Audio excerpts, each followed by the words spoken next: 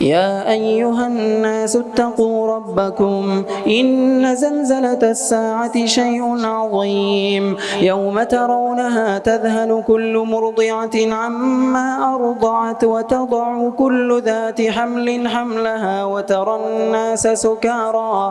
وترى الناس سكارى وما هم بسكارى ولكن عذاب الله شديد ومن الناس من يجادل في الله بغير علم ويتبع كل شيطان مريد كتب عليه أنه من تولاه فأنه يضله ويهدي إلى عذاب السعير يا أيها الناس إن كنتم في ريب من البعث فإنا خلقناكم من تراب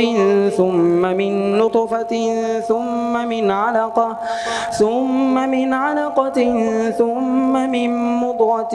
مخلقة وغير مخلقة لنبين لكم ونقر في الأرحام ما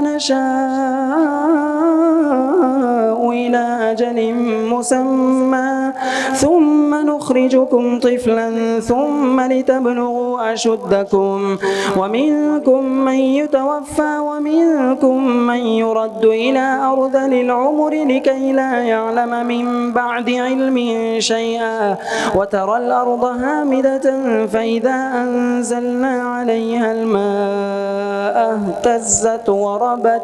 وربت وأنبتت من كل زوج بهيج ذلك بأن الله هو الحق وأنه يحيي الموتى وأنه على كل شيء قدير وأن الساعة آتية لا ريب فيها وأن الله يبعث من في القبور.